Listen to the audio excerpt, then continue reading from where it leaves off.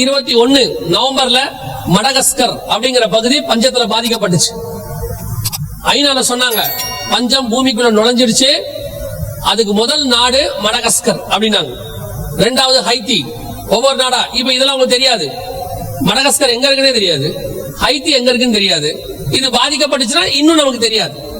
ஆனால் நமக்கு எப்ப தெரிய ஆரம்பிச்சிச்சு அப்படின்னு கேட்டீங்கன்னு சொன்னா 2022 மே மாசம் ஸ்ரீலங்கா பஞ்சத்துல பாதிக்கப்பட்டுச்சு. உணவு பர்டிகுலரா உணவு பஞ்சம். அந்த 6ஆம் அதிகாரம் 5-6 வசனம் உணவு பஞ்சத்துல பாதிக்கப்பட்டுச்சு. அதுல ஸ்ரீலங்கா திவால் ஆயிடுச்சு. உங்களுக்கு அப்ப நடந்த சம்பவத்துல அவங்க ஊரை விட்டு ஓடிட்டாங்க ஜனாதிபதி எல்லாம் நீங்க கேள்விப்பட்டிருப்பீங்க. அவ்வளவுதான் உங்களுக்கு தெரியும். ஆனா காரணம் என்னன்னா உணவு பஞ்சம் தாக்கும் அபாயம். இன்னைய வரைக்கும் இந்த உணவு பஞ்சம் ஸ்ரீலங்கால இருக்கு.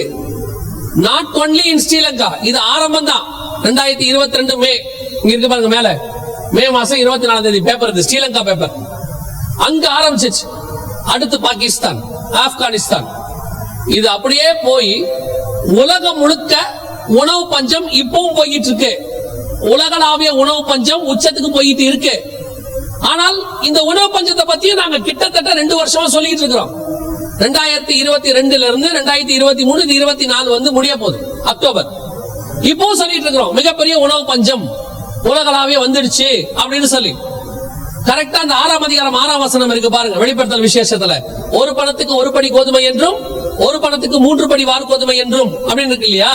அது கோதுமை பஞ்சத்தை குறிக்குது. ஒரு பணத்துக்கு 1 படி அப்படின்னா இயேசு காலத்துல ஒரு பணத்துக்கு குறைஞ்சபட்சம் ஒரு 50 இருந்து 100 பேர் சாப்பிடலாம். ஏன்னு கேட்டீங்கன்னா 5000 பேருக்கு சாப்பாடு இல்லைன்னு கேட்ட போது அவங்க எவ்வளவு ஆகும்னா 200 பணம் ஆகும்னு சொன்னாங்க சீஷர்கள். 200 பணத்துக்கு குறைஞ்சபட்சம் 5000 இருந்து 10000 பேர் சாப்பிடலாம். அன்னைக்கு ஒரு பணத்துக்கு 50 இருந்து 100 பேர் வரைக்கும் சாப்பிடலாம். அன்னைக்கு உள்ள கணம் அதுதான் பைபிள் சொல்லுது. ஒரு பணத்துக்கு 1 படி கோதுமை அப்படின்னு சொல்லி அந்த அளவுக்கு காஸ்ட்லின்னு அர்த்தம். அதனாலதான் அந்த வசனம் கீழே சொல்லுது, எண்ணெயையும் திராட்சை ரசத்தையும் சேதப்படுத்தாதே, மிச்சம் எல்லாம் சேதப்படும் அப்படின்னு அர்த்தம். அப்படியே லிட்டரலா இந்த 6ஆம் வசனம் தீர்க்க தரிசனம் துல்லியமாய் நிறைவேற ஆரம்பித்தது. எப்படி நடந்துச்சு அப்படின்னா 2021 நவம்பர் ரஷ்யா உக்ரைன் வார் இப்போ நடந்துட்டு இருக்குது. உங்க எல்லாருக்கும் தெரியும். நம்மளை பொறுத்த வரைக்கும் நான் எப்பவும் சொல்லுவேன், உலகத்துல ஒரு சம்பவம் நடக்கும் போது அத உலகத்தார் மாதிரியே நீங்க பாத்தீங்கன்னா நீங்களும் உலகத்தார் தான். அந்த சம்பவத்துக்கு பின்னாடி இருக்கிற தேவனுடைய திட்டத்தை பார்க்கணும். அப்பதான் நாம தேவ பிள்ளைகள். தாவீது காலத்தில் ஒரு பஞ்சம் வந்துச்சு. பொதுவா பஞ்சம் வந்தா எல்லாரும் பஞ்சம் வந்துச்சுன்னு தான் நினைப்பாங்க. தாவீது அப்படி பார்க்க மாட்டாரு. தாவீது போய் தேவன்கிட்ட கேட்கிறாரு, என் தேசத்துல பஞ்சம் வந்திருக்கு, பஞ்சத்துக்கு என்ன காரணம்னு கேட்டார். உடனே ஆண்டவர் சொல்றாரு, சவுல் காலத்துல ஒரு பிரச்சனை இருக்கு, அதோட ரத்தப்பழி இங்க இருக்கு, அந்த ரத்தப்பழி நீ நீக்கிரு, பஞ்சம் போயிடும் பாரு. இதான் ஸ்பிரிச்சுவல் பர்சனுக்கு உள்ள டிஃபரன்ஸ். ஆகாபு காலத்தில் பஞ்சம் வந்தா ஆகாபு புல்லு தேடி போயிடுவான். ஆனா தாவீது புல்லு தேடி போக மாட்டான். தாவீது தேவனிடத்தில் போவான். இதான் டிஃபரன்ஸ். நம்ம இப்ப எல்லாத்தையும் உலகத்தார் மாதிரியே ஆயிட்டோம். கொரோனா வந்தா கொரோனா வருது, கிருமி தான் காரணம், அதனாலதான் சர்ச்சு மூடுச்சு. பைபிள் சொல்லுது பாதாளத்தின் வாசல்கள் சபையை மேற்கொள்ளாது. அப்ப எப்படி இது நடக்குது? இப்ப பஞ்சம் வருது. இந்த பஞ்சத்துக்கு என்ன காரணம்? ரஷ்யா உக்ரைன் பிரச்சனை. அவ்வளவுதான். இல்ல, இந்த ரஷ்யா உக்ரைன் பிரச்சனைக்கு பின்னாடி தேவ திட்டம் ஒண்ணு இருக்கு. உலகத்திலேயே கோதுமை தயாரிக்கிற நம்பர் 1 நாடு உக்ரைன், நம்பர் 2 நாடு ரஷ்யா. இந்த 2 நாடும் சண்டை போட்ட உடனே கோதுமை உற்பத்தி முழுவதுமா நின்றுச்சு உக்ரைன்ல. ரஷ்யா ஏற்றுமதியை ஸ்டாப் பண்ணிடுச்சு. இந்த 2 நாடும் இப்படி ஆன உடனே ஐரோப்பா முழுக்க கோதுமை கிடைக்காம போயிடுச்சு. ஐரோப்பாவை தாண்டி பல நாடுகள் பாதிக்கப்பட்ட உடனே கோதுமையும் விலை உச்சத்துக்கு போயிடுச்சு. 6ஆம் அதிகாரம் 6ஆம் வசனம், 1 படி கோதுமை 1 பணம். அன்னைக்கு ஒரு படிக்கல அந்த 1 பணத்தை வச்சுக்கிட்டு 2 பணத்தை வச்சுட்டு கையாசி என்ன பண்ணிட்டானா வீடெல்லாம் வாங்கிட்டானாம் அன்னைக்கு. ஆனா 1 பணம் 1 படி கோதுமை. இப்போ கோதுமையோட விலை எவ்வளவு தெரியுமா? 2023 இன்னைக்கு உள்ள நிலைமை. நான் சொன்னது போன வருஷம். பாகிஸ்தானில் கடுமையான உணவு பஞ்சம் நிலவி வரும் நிலையில் கோதுமை மாவு வாங்க முயன்ற போது கூட்ட நெரிசலில் சிக்கி 4 பேர் உயிரிழந்த சம்பவம் அதிர்ச்சியை ஏற்படுத்தியுள்ளது. பாகிஸ்தானின் பொருளாதார நெருக்கடியால் அத்தியாவசிய பொருட்களின் விலைகள் விண்ணை தொட்டுள்ளன. குறிப்பாக பாகிஸ்தான் மக்கள் உணவின் முக்கிய அங்கமான கோதுமைக்கு கடுமையான தட்டுப்பாடு ஏற்பட்டுள்ளது. 1 கிலோ கோதுமை மாவு 1500 ரூபாய் வரை விற்கப்படுகிறது. இது 10-20 வருஷத்துக்கு முன்னாடி இல்ல, போன வருஷம். 2023 நடந்த சம்பவம். ஒரு கிலோ கோதுமை 1500 ரூபாய். இப்ப ஸ்ரீலங்கால கோதுமை 3000 ரூபாய், பர்மால 10,000 ரூபாய். இந்தியாவுடைய நிலைமை அப்படித்தான் போயிட்டு இருக்குது. இந்தியாவில் கடந்த 7 வருஷத்துல இல்லாத அளவுக்கு கோதுமை தட்டுப்பாடு வந்துருச்சு. இது அரசாங்கம் கொடுத்த ரிப்போர்ட் தான். கண்ணுக்கு முன்னாடி 6ஆம் அதிகாரம் 6ஆம் வசனம் நிறைவேறிக்கிட்டு இருக்கு. உலகளாவிய உணவு பஞ்சம், வேர்ல்டு வைட். ஆண்டவர் சொன்னபடி துல்லியமா கொரோனாவுக்கு அடுத்து, கொள்ளை நோய்க்கு அடுத்து பஞ்சம் சொன்னபடியா போயிட்டே இருக்குது. நமக்கு இதெல்லாம் தெரியும். ஆனா இதெல்லாம் பிப்ளிக்கலா பைபிள்ல உள்ளது. இந்த சம்பவம் நடக்குதுன்னு நமக்கு தெரியாது, அவ்வளவுதான். நாம் இந்த 6ஆம் அதிகாரத்தின் காலகட்டத்துக்குள் வாழ்ந்து கொண்டிருக்கிறோம். நம்ம கண்ணுக்கு முன்னாடி இந்த பஞ்சங்கள் போயிட்டு இருக்கு. ஒருவேளை நீங்க கொஞ்சம் டீப்பா யோசிச்சு, கோதுமை தானே பிரச்சனை, நாங்கெல்லாம் அரிசி சாப்பிடுறவங்க, நாங்கெல்லாம் கோதுமை சாப்பிடறது இல்ல, எங்களுக்கு ஒண்ணும் பிரச்சனை இல்லைன்னா அதையும் எடுத்துக்காதீங்க. கவர்மெண்ட் அதையும் சொல்லிடுச்சு. இந்தியா முழுக்க கடுமையான வறட்சி, அரிசி ஏற்றுமதிக்கு தடை பண்ணிருச்சு கவர்மெண்ட். இப்போ உங்களுக்கே தெரியும் நினைக்கிறேன், அரிசி விலை போன வருஷத்துக்கு இந்த வருஷத்துக்கு எவ்வளவுன்னு. ஒரு 26 கிலோ மூட்டை வந்து 1700 1800 ரூபாய் விக்குது சாதாரணமா. ஒரு கிலோ அரிசி 60 ரூபாய் 70 ரூபாய் ஆயிடுச்சு. 30 ரூபாய்க்கு 40 ரூபாய்க்கு வாங்கிட்டு இருந்தோம். 35 ரூபாய்க்கு நல்ல அரிசி இருந்துச்சு. இப்ப 70 ரூபாய் 80 ரூபாய்க்கு போகுது. 100 ரூபாய்க்கு போகும் அரிசி விலை. 100 ரூபாய்க்கு போகும். நான் உங்களுக்கு விளையாட்டா சொல்லல, தீர்க்க தரிசனமாவும் சொல்லல. நான் தீர்க்க தரிசியும் கிடையாது. கிட்டத்தட்ட ஒரு கொரோனாவுக்கு முன்னாடி செய்திகளை கொடுத்துக்கிட்டு இருக்கும் போது ஆவியானவர் உணர்த்தினது தான். பெட்ரோல் விலை அப்ப 75 ரூபாய் வித்துக்கிட்டு இருந்துச்சு, 100 ரூபாய்க்கு போகும்னு. இன்னைக்கு பெட்ரோல் விலை 100 ரூபாயை தாண்டிருச்சு. எழுதி வச்சுக்கோங்க, அரிசி விலை 100 ரூபாயை தாண்டும். 100 ரூபாய்க்கு மேலதான் போகும், கீழே வராது. ஏன் அப்படின்னு கேட்டீங்கன்னா, இது 2023 நிலைமை. 2024 இன்னும் மோசம். இஸ்ரேல் ஹமாஸ் பிரச்சனையில ஆரம்பிச்சு செங்கடல் பக்கம் ஒரு கப்பலையும் ஹைத்தி சுடல. இந்த ஹைத்தி சுடாததுனால பல கப்பல்கள் வரல. இதை விட மிக முக்கியமான ஒரு பகுதி இருக்கு, கடல் பகுதி, வணிக பகுதி. எங்க இருக்குன்னா ஈரான்ல இருக்கு. ஸ்டேட் ஆஃப் ஹார்மஸ் சொல்லுவாங்க, நீங்க பாக் ஸ்டேட் இந்த மாதிரி சொல்லுவாங்க, கேள்விப்பட்டிருப்பீங்க. அதை ஈரான் மூட போகுது. இப்ப ஈரான் மூடிட்டானா ஒரு கப்பல் ஈஸ்டுக்கு வராது, ஒரு பொருளும் வராது. மிகப்பெரிய உணவு பஞ்சம் உச்சத்துக்கு போக போகுது. 100 ரூபாயை தாண்டும் அரிசி எல்லாம். இப்போ வேதம் சொன்னபடி பஞ்சத்தின் காலம் வர தொடங்கிருச்சு. குறிப்பா உணவு பஞ்சம். அந்த 6ஆம் அதிகாரம் 5-6 வசனத்துல கர்த்தர் சொல்றது உணவு பஞ்சம். இப்போ உணவு பஞ்சத்துல இருக்கும். ஆனா என்ன நமக்கு பிரச்சனை இல்லைன்னா, எவ்வளவு வித்தாலும் வாங்குற இடத்துக்கு வந்துட்டோம். இப்ப நம்ம அதனால நமக்கு அது பெருசாவே தெரியல. ஆனா கவர்மெண்ட் என்ன சொல்றது தெரியுமா? 2030க்குள்ள 9 கோடி பேருக்கு சாப்பாடு இருக்காதாமா இந்தியால. இது கவர்மெண்ட் சொல்லுது. காலநிலை மாற்றம் காரணமாக இந்தியாவில் 2030ஆம் ஆண்டுக்குள் சுமார் 9 கோடி இந்தியர்கள் பட்டினியால் பாதிக்கப்படுவார்கள் என ஆய்வு ஒன்றில் தெரிய வந்திருக்கிறது. 9 கோடி பேர் இவங்க சொல்றாங்கன்னா 18 கோடின்னு அர்த்தம். எப்பவுமே பாதிதான் சொல்லுவாங்க. 2030 நீங்க விளையாட்ட எடுத்துக்காதீங்க. இன்னொரு 5-6 வருஷம் தான் இருக்கு. இதான் சொன்னேன், 2030க்குள்னு சொன்னல. இதெல்லாம் தான். இது இன்னும் உச்சத்துக்கு போகும் பஞ்ச நிலைமை. உங்களுக்கு பொறுத்த வரைக்கும் என்ன பிரச்சனைன்னு கேட்டா, சர்ச்சோ கூட்டங்களோ ஸ்பிரிச்சுவல் மீட்டிங் அப்படின்னாலே உங்களுக்கு வெறும் பிளஸிங்க பத்தி பேசணும், ஆசீர்வாதத்தை பத்தி பேசணும், வாக்குத்தத்தத்தை பத்தி பேசணும்னு நினைக்கிறீங்க. பைபிள்ல 3 டாபிக் இருக்கு ஆவியானவர் பேசுற டாபிக். ஒன்று பாவத்தை குறித்து, இன்னொன்று நீதியை குறித்து, இன்னொன்று நியாய தீர்ப்பை பத்தி நீங்க கேட்கவே மாட்டீங்க, கேட்க விருப்பப்படவும் மாட்டீங்க. ஆனா என்ன பிரச்சனைனா, இந்த ஆசீர்வாதத்தை பத்தி நீங்க கேட்காட்டியும் பிரச்சனை இல்லை, அது வந்தால் நல்லது. உங்களுக்கு 1 கோடி ரூபாய் பணம் வரப்போகுது, சொல்லாட்டியும் பிரச்சனை இல்லை, திடீர்னு வந்தா நல்லது தானே, என்ன பாதிக்கப்பட போறீங்க? ஆனா நியாய தீர்ப்பு சொல்லாம வந்தா பிரச்சனை இல்ல. அதனாலதான் ஆண்டவர் நியாய தீர்ப்பை முன்னாடியே சொல்றாரு. நீங்க அதுக்கு செவி சாய்க்கிற அளவுக்கு நியாய தீர்ப்புக்கு செவி சாய்க்க மாட்டேங்கிறீங்க, காதுகளை அடைத்துக் கொள்றீங்க. திருப்பியும் சொல்றேன், எவ்வளவு ஆசீர்வாதம் வந்தாலும் வருகையோ மரணமோ விட்டு விட்டு தான் போகணும், எதையும் எடுத்துட்டு போக முடியாது. ஆனா நியாய தீர்ப்பை பத்தி தெரிஞ்சிருச்சுன்னா நீங்கள் ஆயத்தப்பட்டு போகிறது கன்ஃபார்ம் பண்ணிக்கலாம். இன்னைக்கு சபை அதுக்கு விருப்பப்படல. உங்க தரிசனம் விஷன் எல்லாம் மாறிடுச்சு. திருப்பி திருப்பி சொல்றோம், உங்ககிட்டயும் நாங்க வந்து பேசி இப்படி ஒரு கூட்டத்தை ஏன் நடத்தணும் யோசிச்சு பாருங்க. நிறைய பேருக்கு இந்த கூட்டத்தை நடத்துறதுக்கு நிறைய பேருக்கு பிடிக்கல. ஏன் இந்த கூட்டம் நடத்தணும்? நான் எனக்கு நடத்துறேனா, இல்ல உங்ககிட்ட காணிக்கை கலெக்ட் பண்றேனா, இல்ல முடியும் போது உங்ககிட்ட டேட்டா பேஸ் வாங்குறேனா, இல்ல உங்களை தொடர்பு கொண்டு எனக்கு மாசம் மாசம் காணிக்க அனுப்புங்கன்னு சொல்றேன்னா, கர்த்தருடைய கிருபையில இந்த 22 ஊழிய வருஷத்துல யாருகிட்டையும் கேட்காமல் ஊழியத்தை நடத்த கர்த்தர் எனக்கு கிருபை தந்திருக்கிறார்.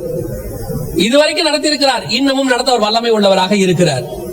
கர்த்தர் எழுப்பி ஒரு கூட்டத்தை நடத்தது காரணம் என்ன? திருப்பி சொல்றேன், இது கொடுக்கப்படுகிறதான காஷன், எச்சரிப்பு. பர்டிகுலரா இந்த இடத்தில் வரக்கூடியதான அழிவுகளுக்கு தப்பி மனுஷகுமாரனுக்கு முன்பாக நிற்கும்படி கர்த்தர் உங்களுக்கு எச்சரிப்பு கொடுக்கிறார். நீங்க அந்த எச்சரிப்பை எடுத்துக்கிட்டா நல்லது. 2 வகையான ஜனங்க இருந்தாங்க. ஒன்று நோவா காலத்து ஜனங்க, இன்னொன்று யோனா காலத்து ஜனங்க. நோவா காலத்து ஜனங்க அசட்ட பண்ணாங்க, செத்து போனாங்க. யோனா காலத்து ஜனங்க ஆயத்தப்பட்டாங்க, மீட்கப்பட்டாங்க. ஆயத்தப்படுவதும் மீட்கப்படுவதும் அல்லது அழிந்து போவதும் உங்க கையில் தான் இருக்கிறது. ஆனால் உங்கள் ரத்த பழிக்கு நான் நீங்களா இருக்கிறேன். நான் எந்தவித எதிர்பார்ப்பும் இல்லாமல், உங்களிடத்தில் எந்த தேவையும் இல்லாமல் கர்த்தர் சொன்னதை மட்டும் நான் சொல்ல வந்தேன். ஆனால் இந்த பட்டணத்தின் மேல, உங்கள் மேல கர்த்தருக்கு இருக்கக்கூடியதான கரிசனை, உங்களை நேசிக்கிறதுனாலே கர்த்தர் உங்களுக்கு இந்த எச்சரிப்பை கொடுக்கிறார். அல்லேலூயா. இந்த பஞ்சம் இன்னும் உச்சத்துக்கு போகும். இந்த இஸ்ரேல் ஹமாஸ் பிரச்சனை, இஸ்ரேல் ஈரான் பிரச்சனையை மாறி 3ஆம் உலக யுத்தமாக மாறும். அந்த இடத்துக்கு போயிடுச்சு யுத்தம். அப்படி போகும்போது இந்த பஞ்சம் உச்ச நிலைமைக்கு வரும். 2021 இருந்து சொல்றோம் பஞ்சம் வரும் வரும்னு. இன்னைக்கு பஞ்சத்துடைய நிலைமை என்ன தெரியுமா? இன்னைக்கு மெசேஜ்ல சொல்லிருப்போம், நீங்க பார்த்திருக்கலாம். எதுவுமே கவர்மெண்டே கைவிரிக்கிற காலம் ஒன்று வரும் என்று சொல்லி. இன்னைக்கு நமீபியாலையும் ஜிம்பாப்வேலையும் அரசாங்கமே கைவிரிச்சிருச்சு. ஜனங்களுக்கு சாப்பிட ஒண்ணும் இல்ல, நீங்க வேணா ஒண்ணு செய்யுங்க, காட்டுல இருக்கிற மிருகங்களை அடிச்சு சாப்பிடுங்கட்டாங்க. செபனியா 1:3, ஓசியா 4:3. இந்த 2 இடத்துலயும் ஆண்டவர் தெளிவா சொல்றாரு, மிருக ஜீவன்களையும் வாரி கொள்வேன்ட்டார். இப்ப அந்த காலம் வந்துருச்சு. கவர்மெண்டே கைவிட்டுருச்சு. 2 நாடு சொல்லிட்டான். கவர்மெண்ட் சொல்லிருச்சு, எங்க கிட்ட உங்களை போஷிக்கிறதுக்கு ஒண்ணும் இல்ல, இருக்கிற மிருகத்தை வேணா அடிச்சு சாப்பிட்டுக்கோங்க.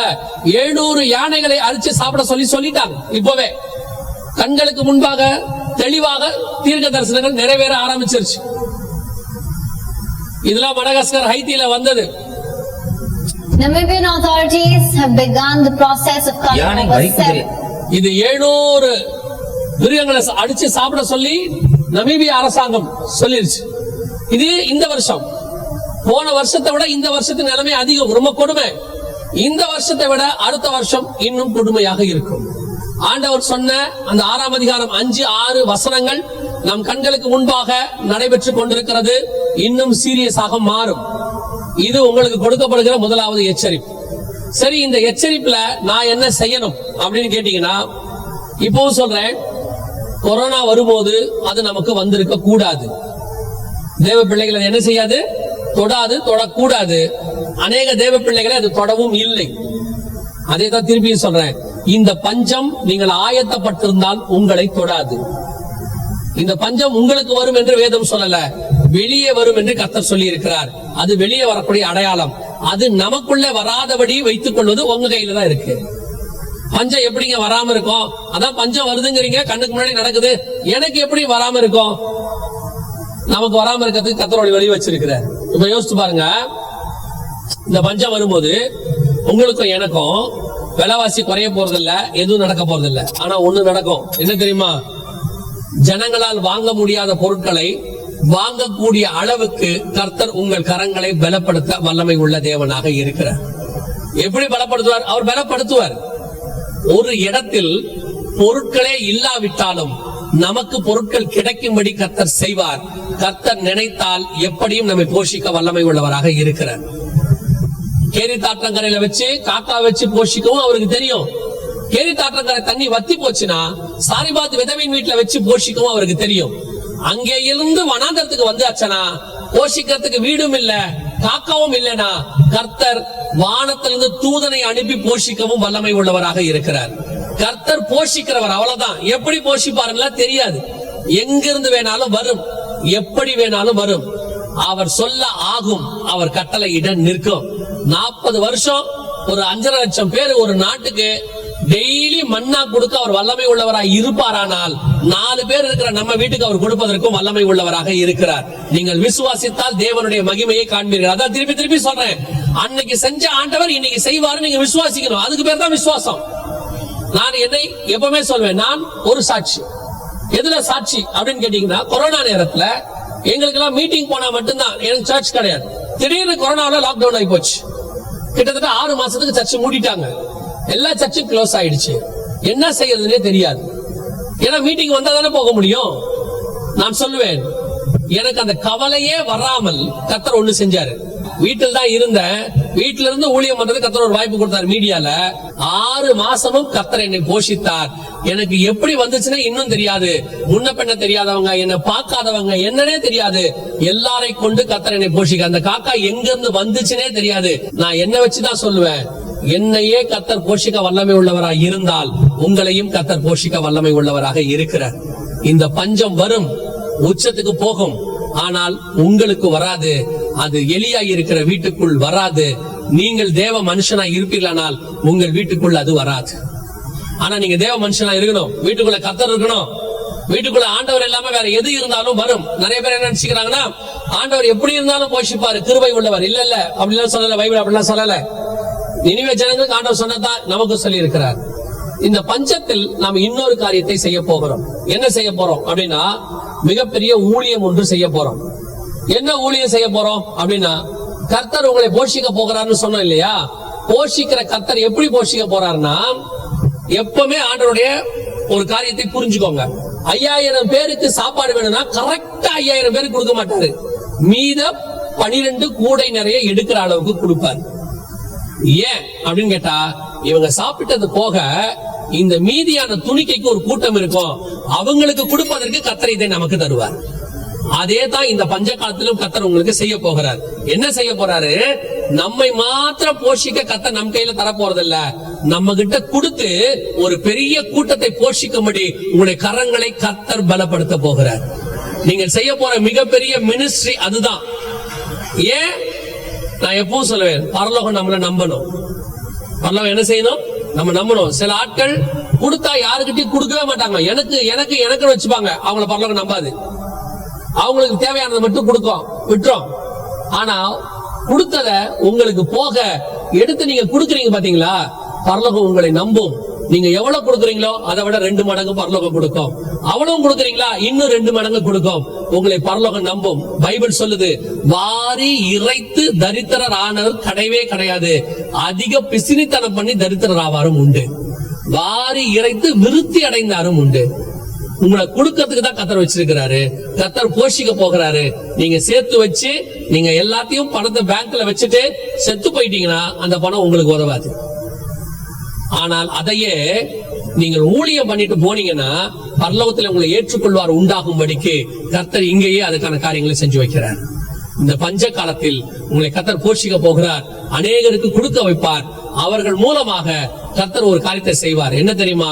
அந்த பஞ்சம் இப்ப பாருங்க, இந்த கவர்மெண்ட் கொடுக்க முடியல, நம்ம காலத்திலே வரும். கவர்மெண்டே கொடுக்க முடியாத காலம் ஒன்று வரும். அப்ப நம்ம கொண்டு போய் அவர்களை போஷிக்கும் போது அவன் ஒண்ணு நினைப்பான், வாங்குறவன் நினைப்பாங்க, அரசாங்கத்தாலேயே போஷிக்க முடியல, இவ்வளவு கஷ்ட காலத்துல தனக்கு உண்டானவைகள் இருந்து கொஞ்சம் கொண்டு வந்து இவங்க கொடுக்கறாங்களே, இவர்களே இவ்வளவு அன்புள்ளவர்கள் என்றால் இவர்களை அனுப்பின தேவன் எவ்வளவு அன்புள்ளவராக இருப்பார், இவர்கள் தேவன் எப்படிப்பட்டவர், அதன் மூலமாக தேவனை தெரிந்து கொள்ள போகிறார்கள். அதான் ரொம்ப முக்கியம். அதான் நம்ம பண்ண போற ஊழியம். ஆண்டவரே சொல்றாரு பைபிள்ல, நான் பசியா இருந்தேன், நீங்கள் என்னை போஷித்தீர்கள். நாங்க எப்ப செஞ்சோம்? இந்த வறியவருக்கு என்ன கொடுத்தீர்களோ அதை எனக்கே கொடுத்தீர்கள். உங்க பிள்ளைகளுக்கு பேர பிள்ளைகளுக்கு எல்லாம் எடுத்து வைக்காதீங்க. அவ்வளவு காலம் இனி இல்ல. அப்படியே காலம் இருந்தாலும் கவலைப்படாதீங்க. நாம நமக்கு சம்பாரிச்சோம், பிள்ளைகள் அவங்களுக்கு சம்பாரிச்சுப்பாங்க, அவங்க பிள்ளைகள் அவங்களுக்கு சம்பாரிச்சுப்பாங்க. நீங்க சம்பாரிச்சு வச்சுட்டு போயிட்டீங்கன்னா அவங்க சோம்பேறி ஆயிடுவாங்க. நான் சொல்ல உங்களுக்கு புரியுதா? நமக்கு நம்ம சம்பாதிக்கிறோம், ஏதோ பிள்ளைகளை படிக்க வைக்கிறோம், தேவையை சந்திக்கிறோம், அதுக்கப்புறம் அவங்க உழைக்கணும். கர்த்தருக்கு உழைக்கிறாங்களோ உலகத்துக்கு உழைக்கிறாங்களோ, அவங்க உழைச்சாதான் அவங்களுக்கு நல்லது. நீங்க சேர்த்து மொத்தமா வச்சுட்டு போயிட்டீங்கன்னா அவங்க உட்கார்ந்து சாப்பிட்டா சோம்பேறி ஆயிடுவாங்க, பாவம் செய்வாங்க. அது உங்களுக்கு தெரிய மாட்டேங்குது. 3 தலைமுறைக்கு 4 தலைமுறைக்கு வச்சுட்டு போறீங்க, அது வச்சது பிரயோஜனம் இல்லாம போகுது. உங்களுக்கு பரலோகத்திலே பிரயோஜனம் இல்ல. கொஞ்சம் உங்க பிள்ளைகளுக்கு கொடுத்துட்டு நிறைய ஊழியம் செஞ்சு பாருங்க. ஊழியம் எங்களுக்கு கொடுக்க சொல்லல, நீங்க ஊழியம் செஞ்சு பாருங்க. அநேகருக்கு கர்த்தரை பத்தி சொல்லுங்க, போஷிங்க. அதன் மூலமாக உங்கள் கணக்கிலே பரலோகத்துல பெரிய ஆசீர்வாதத்தை கர்த்தர் வச்சிருப்பார். அவன் கிரியைக்கு தக்கதான பலன் அவரோடு கூட வருகிறது. அல்லேலூயா. இந்த பஞ்ச காலத்தில் கர்த்தர் உங்களையும் கொண்டு என்னையும் கொண்டு மிகப்பெரிய காரியம் செய்ய போறாரு. அதற்கான காரியங்களை கர்த்தர் தருவார். உங்கள் மூலமாக மிகப்பெரிய ஊழியம் செய்ய போகிறார். இப்ப கடைசியாக ஒரு மிக முக்கியமான விஷயம், வெரி சீரியஸ். இதுவும் சீரியஸ் தான், இதை ஒட்டி இன்னொரு சீரியஸ் இருக்கு. அதை சொல்றதுக்கு தான் நான் மெயினா வந்தது. அதை வாசிங்க, அதை எக்ஸ்பிளைன் பண்ணிட்டு நான் ஜெபம் பண்ணி முடிக்கிறேன். 6ஆம் அதிகாரம் வெளிப்படுத்தின விசேஷம் 8வது வசனத்தை வாசிங்க.